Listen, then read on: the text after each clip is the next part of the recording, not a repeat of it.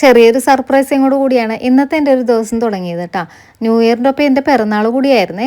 അപ്പോൾ ഈ ഒരു വീഡിയോ കാണുമ്പോൾ നിങ്ങൾ ഓർക്കും ഒരാൾക്ക് എന്താണ് 2 പിറന്നാളുണ്ടെന്ന്. കാരണം ഒരാഴ്ചക്ക് മുമ്പ് ഞാൻ ഇട്ട വീഡിയോയിൽ പിറന്നാളിൻ്റെ അന്ന് അമ്പലത്തിൽ പോണതായിട്ട് കാണിച്ചിട്ടുണ്ടായിരുന്നല്ലോ. അതെൻ്റെ നാള് വന്ന ദിവസമായിരുന്നേ.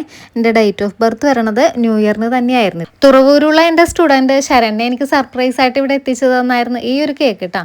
അപ്പോൾ അന്ന് ആ ഒരു വീഡിയോ കണ്ടപ്പോഴേക്കും ഡേറ്റ് എന്നാണ് വന്നതെന്നൊക്കെ ചോദിച്ചിട്ടുണ്ടായിരുന്നെങ്കിലും ഇത് പക്ഷേ ഞാൻ ഒട്ടും പ്രതീക്ഷിച്ചിട്ടുണ്ടായിരുന്നില്ല കേട്ടോ. അങ്ങനെ വീട്ടുജോലിയൊക്കെ കഴിഞ്ഞ് വന്നപ്പോഴേക്കും കുറച്ച് താമസിച്ച് പോയിട്ടോ. എന്നാൽ പിന്നെ ഉച്ചയ്ക്ക് ശേഷം പോയി കട തുറക്കാമെന്ന് കരുതിയെന്നുണ്ടെങ്കിലും പിന്നെ എനിക്ക് മടിയായി. കാരണം നമ്മൾക്കിപ്പോൾ ജനുവരി 12-ാം തീയതി നമ്മുടെ മിഷൻ എംബ്രോയ്ഡറിയുടെ പുതിയ ഓൺലൈൻ ക്ലാസ് സ്റ്റാർട്ട് ചെയ്യുവാണ്. അപ്പോൾ അതിൻ്റെ കാര്യങ്ങളൊക്കെ എനിക്ക് കുറച്ച് ചെയ്യാനുണ്ടായിരുന്നു. അപ്പോഴാണ് ഈ ഒരു കല്യാണ സെറ്റിൽ വർക്ക് ചെയ്യിക്കാനുള്ള കസ്റ്റമറും ഫ്ലിപ്കാർട്ടിലെ ഓർഡറും കൂടി ഒന്നിച്ച് വന്നത് കേട്ടോ. ഈ ഒരു മൊബൈൽ കീ ഹോൾഡറും പിന്നെ ഒരു ഹാൻഡ് ബാഗും ഒരു ചെരുപ്പായിരുന്നു ഇത്തവണ ഞാൻ ബുക്ക് ചെയ്തിരുന്നത്. 75K ഫാമിലി ആയ ടൈമിൽ നമ്മളൊരു ഗീവ് അവേ ചെയ്തിട്ടുണ്ടായിരുന്നു. എങ്കിലും ക്രിസ്മസിനും ന്യൂ ഇയറിനും ഗീവ് അവേ ചെയ്യണില്ലെന്ന് പല ആൾക്കാരും നമ്മളോട് കമൻറ്റിൽ ചോദിച്ചിട്ടുണ്ടായിരുന്നു കേട്ടോ. അപ്പോൾ ഇതിൻ്റെ ഗീവ് അവേക്കുള്ള ഒരു ഗിഫ്റ്റായിട്ടാണ് നമ്മൾ ഈ ഒരു ബാഗ് ബുക്ക് ചെയ്തിരുന്നത്.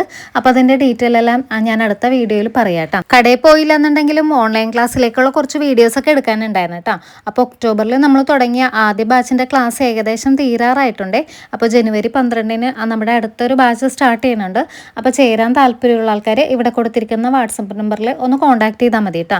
മടിയില്ലാതെ ഈ ഒരു പുതിയ വർഷം തുടങ്ങണമെന്ന് കരുതിയാൽ ഞാൻ മടിയോടുകൂടിയാണ് ഈ ഒരു വർഷവും ദിവസമൊക്കെ തുടങ്ങി വെച്ചത്.